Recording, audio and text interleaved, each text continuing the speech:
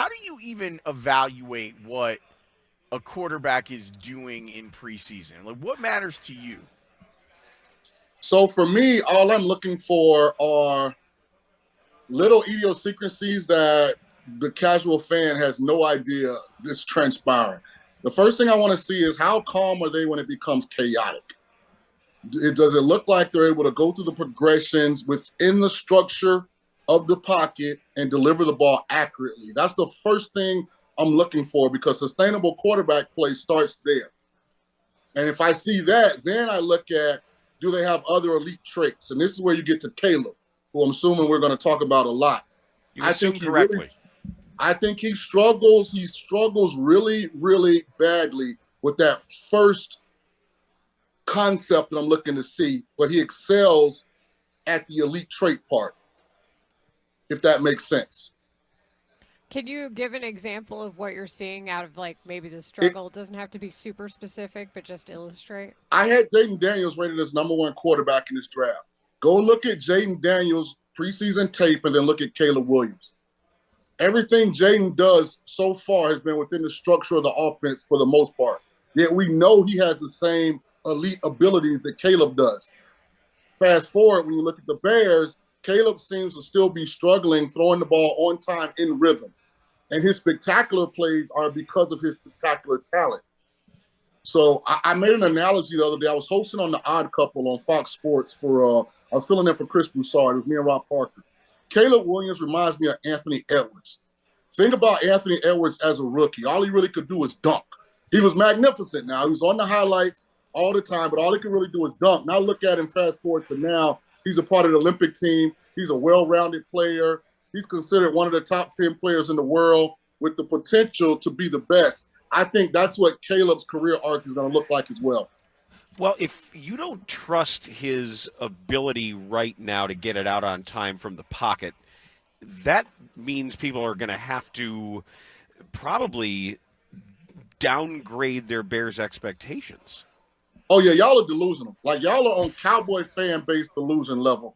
Every Bear fan I talk to, they're talking NFC championship. They're talking double-digit win season.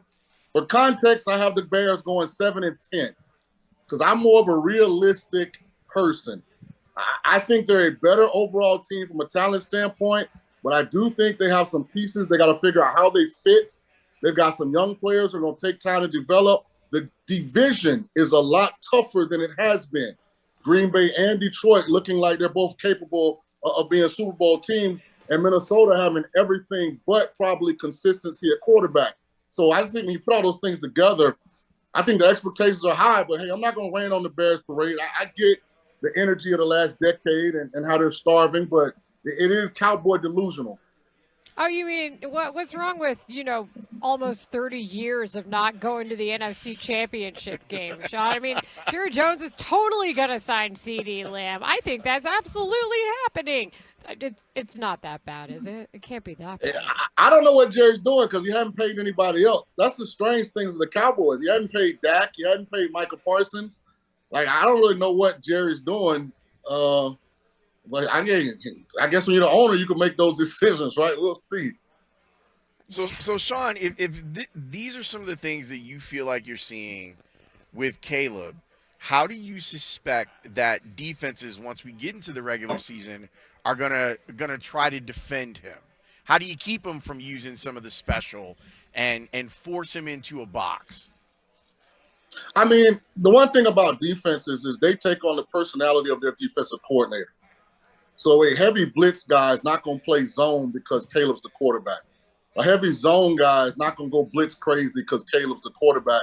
What they're going to do is they're going to approach the game just like teams approach when they play Lamar Jackson or Kyler Murray or some of these other guys who are athletic and talented. It's not like Caleb, is the only talented quarterback in the NFL that can run and throw. So he's going to get a lot of different things, some man, some zone. Was that Shane Waldron that was doing the press conference when I came on? No, that was Tyson Bagent. The Bagency was talking That was about the backup. offense. Oh, okay. Because he said something that I had never heard before. He said, keep my head in the middle of the field and then make a decision in a system where I don't have to throw a perfect ball. I've never in all of my life heard anybody say that before, so that kind of caught me off guard. Why? What sounds weird or wrong about it? You're striving to throw the perfect ball every play. Like, that's the whole thing about being an elite quarterback is ball location. That's why C.J. Stroud is so great. C.J. Stroud plays within the system. When have you ever seen him throw an inaccurate ball? It's almost like, wow, if you see it. Like, that's what separates. If you look at all the top guys in the National Football League, the ones that win the most are the ones that can locate the football consistently at an elite level. So I want to ask you, too, when you're talking about trying to be more consistent inside the system before trying to do the cool stuff that makes the highlight reels, how important is it to try to establish good habits early for him, for Caleb Williams? I think it's very important, and I think it's a deficiency that he has. And listen, I'm not down on Caleb Williams. Just because I have Jaden Daniels ranked higher than him doesn't mean I don't like Caleb Williams.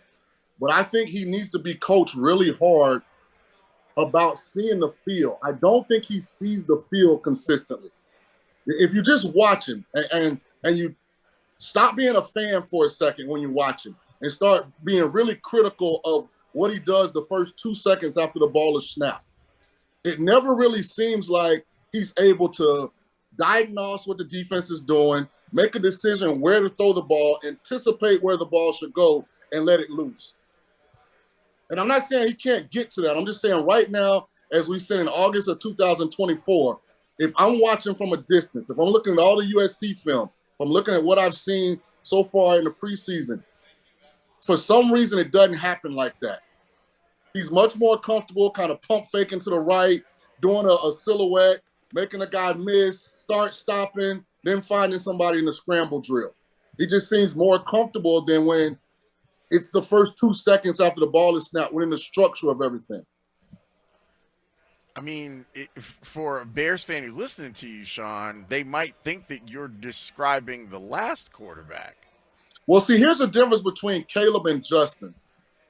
Caleb's more quarterback than Justin was. Justin's more runner than Caleb is, if that makes sense. Sure. Like Justin's default is going to be scramble to gain yards. Caleb's default is scramble to make explosive plays in the passing game. And then he will run every now and then. So that's kind of where they're different.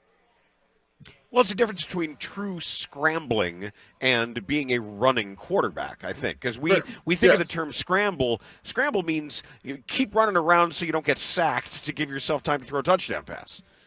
Well, let me say this. I live by this. The truth does not have emotions. It's just the truth. So I'm speaking my truth based on my evaluation. I've known El Boogie there for a long time. Met you guys the last couple of years. I think I've been on the show the last 2 years. You've been to Circle. You know me. I'm going to tell the truth all the time. And that is the truth. And I think if Bears fan base embraces it, then they'll really enjoy this journey. If you get carried away and think that the rookie quarterback is supposed to perform like C.J. Stroud and the rookie quarterback's team is supposed to make a turnaround like the Houston Texans, you're just setting yourself up for failure. I'd rather have lower expectations and be pleasantly surprised because they're exceeded than have these massive expectations and be hugely disappointed because they don't meet them. Yeah, it's funny because I feel like, on Monday we kind of went through this a little bit where we were talking about the performance on Saturday was a mixed bag. And if people really thought about it and kind of tried to take their emotions out of it a little bit, the way I looked at it is like this, Shaun. The first 4 series of downs, they had 3 3-and-outs in a row. And that's what you're talking about. And I think that there was a missed opportunity for an interception. There was a grounding penalty. There was a motion penalty that they had inside of there. And then I like that Caleb stayed out there, kept working, kept grinding. And at the end of his run in the game, you saw him make special plays. The throw down the sideline to Rome Odunze, right on target. Him moving and scrambling and keeping his shoulders square to the end zone and then saying, you know what, I can run and I can make this touchdown. I think that your analysis is pretty fair to what we're seeing, but Dan's right. There are a lot of people who don't want the fair. They have been promised something and they want it delivered. Well, guess what? My Twitter is at real Shaun King. You guys hit me up. I respond. I talk back. Just take your feelings out of it. Instagram is at Coach King, Coach Shaun King. Hey, I'm open for it. I'm very rarely wrong. You know, me and you go back a long time. I'm very rarely wrong when it comes to my player evaluations. I was the one person standing on a perch last year saying C.J. Stroud had the best college tape I'd ever seen. He located the football from his first snap at Ohio State till his last. And remember, people were trying to diminish what he did, talking about some new test the NFL makes you take now, and he didn't score well on it. And people were talking about Will Levis should be. I was like, what in the hell? Like, the tape didn't lie. Like, the tape doesn't lie.